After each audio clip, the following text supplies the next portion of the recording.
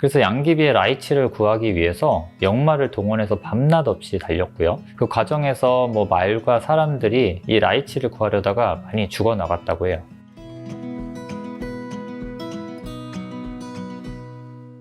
안녕하세요 여러분, 피부야 놀자 피부과 전문의 최중현입니다. 오늘은 영상 시작 전에 오늘 주제와 관련된 밸런스 게임을 하나 해볼까 하는데요. 둘 중 하나만 한번 선택을 해보세요. 굉장히 평범한 외모를 가지고 있습니다. 다만 이제 경제적으로 아주 여유로워요. 돈이 많아요. 자, 또 하나는 예쁘고 굉장히 잘생긴 외모예요. 누구나 다 쳐다볼 만한 외모를 가지고 있지만 크게 걱정은 없지만 늘 돈 걱정을 조금 하면서 살아야 하는 삶, 이 두 개가 있습니다. 제가 이 촬영 전에 스태프분들이랑 이거에 대해서 또 얘기를 해봤는데 답변이 정말 다양하더라고요. 이게 굉장히 쉽지 않은 선택이구나 라는 걸 좀 깨달았고, 의견이 정말 다양하다라는 걸 다시 한번 느꼈습니다. 이 질문에 대한 답은 사람마다 다 다를 거고요. 그리고 대부분은 고민을 좀 하게 되는 문제인 것 같아요. 왜냐하면 이 선택지는 결국 부와 아름다움 중에 무엇이 삶에 더 큰 영향력을 가지는가에 대한 질문이기 때문인데요. 현실에서는 사실 이 둘이 완전히 분리되어 있지는 않습니다. 아름다운 외모가 더 많은 기회를 만들기도 하고, 반대로 경제적 여유가 외모를 관리할 시간과 수단을 만들어주기도 하죠. 이 피라미드 형태의 모식도를 한번 보실까요?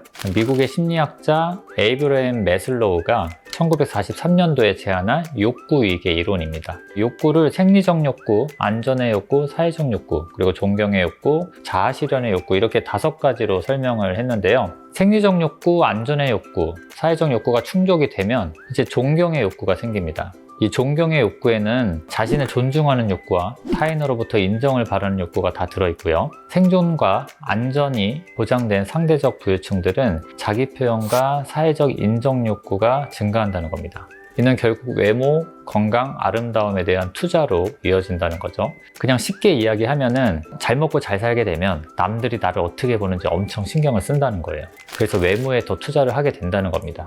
이렇게 부와 아름다움은 긴밀하게 서로 연결이 되어 있어요. 과거든 현재든 상관없이 말이죠. 오늘은 여러분과 함께 수천 년에 걸쳐 이어져 온 부와 미의 은밀한 관계를 한번 파헤쳐 보려고 합니다. 양귀비의 라이치부터 K뷰티까지 함께 여행을 떠나보시죠.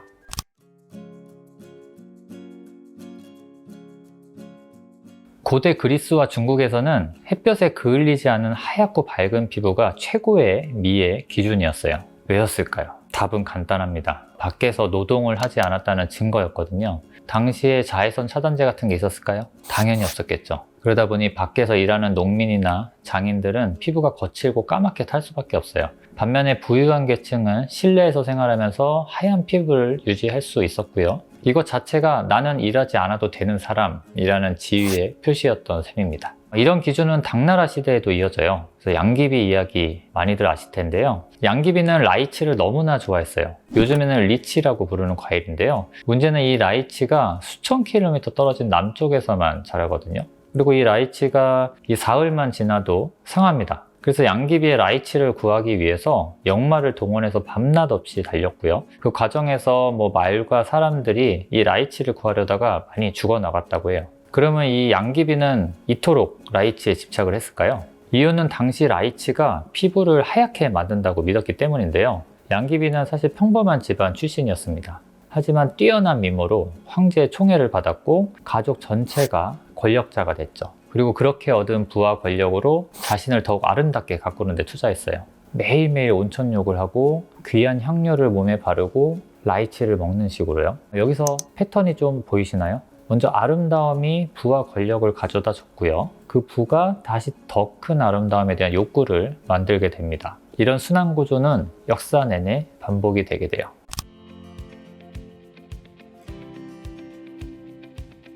중세로 한번 가볼게요. 중세 유럽 귀족들은 하얀 피부를 위해서 납가루를 얼굴에 발랐습니다. 엘리자베스 1세도 마찬가지였어요. 그래서 납 화장 때문에 흉터가 생기기도 했는데, 심지어 피부가 썩어 들어가도 이 납 화장을 멈추지 않았다고 합니다. 납은 중금속이거든요. 피부에 바르면 피부의 장벽을 파괴를 시키고요. 그리고 인체 흡수가 되면 신경계 손상까지 일으킬 수 있어요.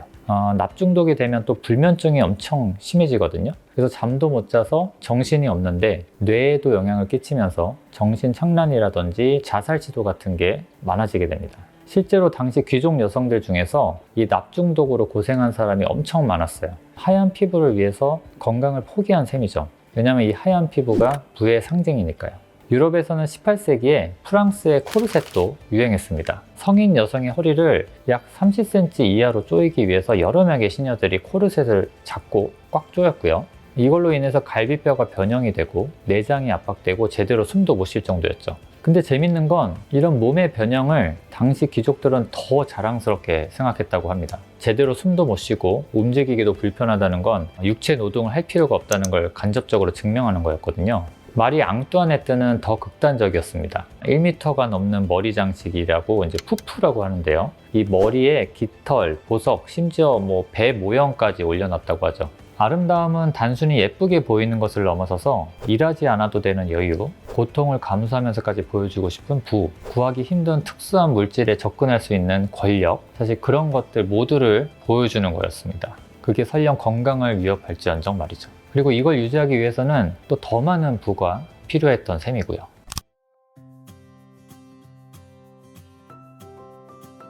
19세기 후반에 이 모든 게 싹 바뀌게 돼요. 바로 산업혁명이 일어나게 되는데요. 이로 인해서 중산층이라는 계층도 생겨나고요. 그러면서 나도 귀족처럼 아름다워지고 싶다라는 욕구가 생겨나기 시작하죠. 그러던 와중에 1902년도 폴란드 출신의 가난한 이민자 소녀 헬레나 루빈스타인이 등장을 합니다. 이 소녀가 호주에서 도착을 하게 돼요. 그녀의 손에는 어머니가 준 크림 12개가 전부였는데요. 그런데 이 크림으로 그녀의 인생이 180도 변하게 돼요. 호주가 세계에서 가장 건조한 대륙 중에 하나거든요. 연 강수량이 약 600ml도 안 돼요.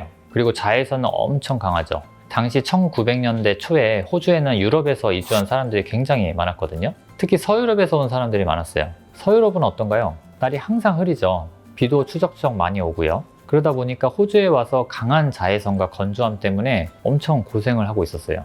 이 루빈스타인이 가지고 있던 화장품을 주변 지인한테 몇 개씩 이렇게 줬대요. 발랐던 사람들이 너무나 좋아하더래요. 더 달라는 요청이 쇄도하게 됩니다. 그때 루빈스타인이 여기서 사업성을 간파하게 되는데요. 당시만 해도 화장품은 귀족만의 전유물이었는데 헬레나가 이걸 누구나 살 수 있는 상품으로 만들어서 팔기 시작해요. 그녀의 슬로건은 굉장히 간단했습니다. 아름다움은 권리다. 아름다움이라는 게 특권에 의해 누리는 게 아니고 누구나 가질 수 있게 만든 거죠. 이분은 또 이런 유명한 말도 남겼는데요. There are no ugly women, only lazy ones. 그러니까 못생긴 여자는 없다. 게으른 여자만 있을 뿐이다. 즉 전에는 돈이 없어서 이제 관리를 못했다면 이제는 노력만 하면 누구나 아름다움을 위한 관리를 할 수 있다는 뜻이에요. 과거에는 아름다움이 곧 계급이었거든요. 근데 이제 값싸게 아름다움을 추구하고 더불어서 신분 상승의 느낌을 받을 수 있게 된 거죠. 결국 이 헬레나 루빈스타인이 남긴 재산이 현재 가치로 따진다면 약 1조 원이 넘었다고 합니다. 한때는 이 에스티로더와 함께 양대 산맥이었고요. 지금은 이제 돌아가시고 로레알로 인수되었죠. 한편 당시에 다른 전략을 쓴 동시대 경쟁자도 있긴 했어요. 엘리자베스 아덴이라는 사람인데요. 이 사람은 완전히 정반대 전략을 씁니다. 뉴욕에서 가장 비싼 땅 5번가에다가 럭셔리 스파를 열고요. 가격도 일부러 엄청 비싸게 책정을 해요. 그 사람의 전략은 여기 오는 것 자체가 특권이다라는 인식을 만들어주는 거예요. 그래서 부유한 여성들이 이곳에 오는 것만으로도 자신이 특별하다는 걸 증명할 수 있게 하는 거죠. 사실 이 사람이 백화점 1층 화장품 코너를 처음 만든 사람이에요. 이때부터 시작해서 지금도 전 세계 모든 백화점이 1층에 화장품을 두고 있죠.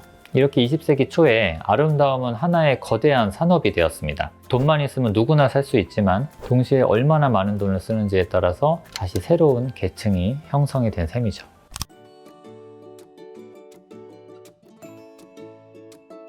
이런 흐름은 현대에 와서 더욱 가속화되는데요. 2024년도 기준 전 세계 미용 산업 규모가 약 600조 원이 넘는다고 해요. 자동차 산업이랑 거의 맞먹는 규모입니다. 그런데 더더욱 놀라운 건 연구 결과인데요. 경제학 연구에 따르면 외모가 매력적인 사람이 평범한 사람보다 소득이 좀 더 높다고 합니다. 5에서 10%까지 높다고 하는데요. 이걸 이제 뷰티 프리미엄이라고 한다고 하더라고요. 이게 단순히 예쁜 사람이 돈을 번다에만 그치지는 않고요. 이 반대 방향도 작동합니다. 돈이 있는 사람이 더 매력적으로 보이게 되는 효과인 거죠. 이 부와 미의 순환고리가 가장 극대화되는 집단이 있습니다.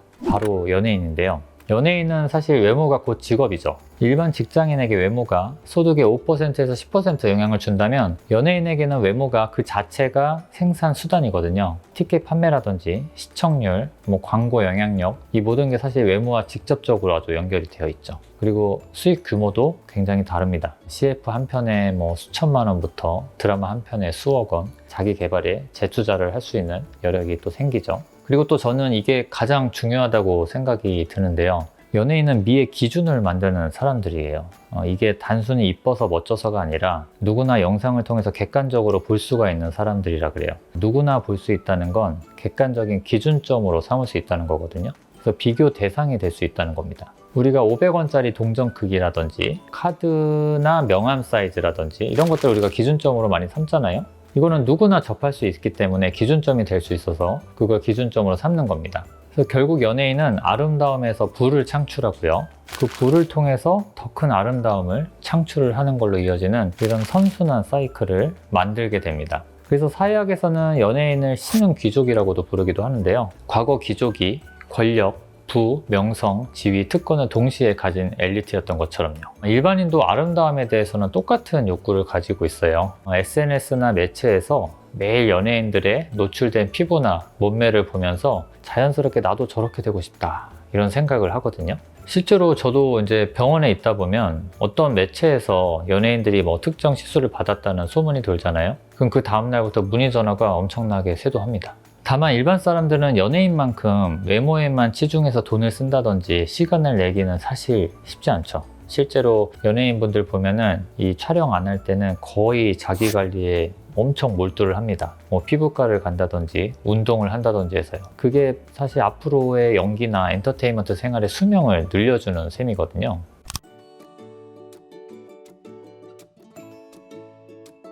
이 부와 미, 이 부유함과 아름다움, 이 두 가지 가치의 사이에는 균형이 정말 중요하다고 생각을 합니다. 저는 매일 진료실에서 환자분들을 만나요. 그분들 중에는 정말 행복하게 관리 받으시는 분들도 있고 끝없이 불만족스러워 하시는 분들도 있어요. 사실 잘 보면 나를 위한 관리를 하시는 분들은 만족을 보통 합니다. 건강한 피부, 나이에 맞는 자연스러운 아름다움을 추구하시는 경우가 많죠. 반면에 누군가랑 비교를 하면서 자꾸 부족함을 느끼고 끝없이 욕심을 내시는 분들도 있거든요.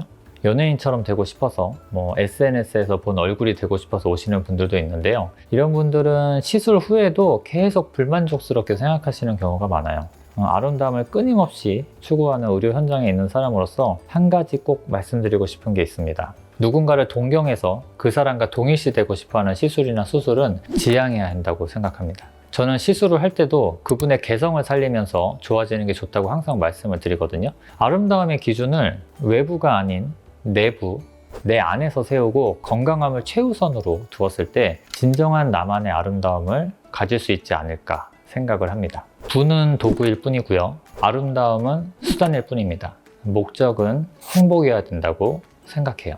오늘 우리는 고대부터 현대까지 부와 아름다움의 그런 미세한 연결고리에 대해서 살펴보는 시간을 가져봤습니다. 너무 과도한 욕심은 독을 부른다는 것, 그리고 진정한 아름다움은 건강할 때 빛을 발한다는 것 꼭 기억해 주시고요. 오늘 영상은 여기서 마치도록 하겠습니다. 구독과 좋아요, 알림 설정 부탁드리고요. 이상으로 피부야 놀자 최중현이었습니다. 시청해 주셔서 감사합니다.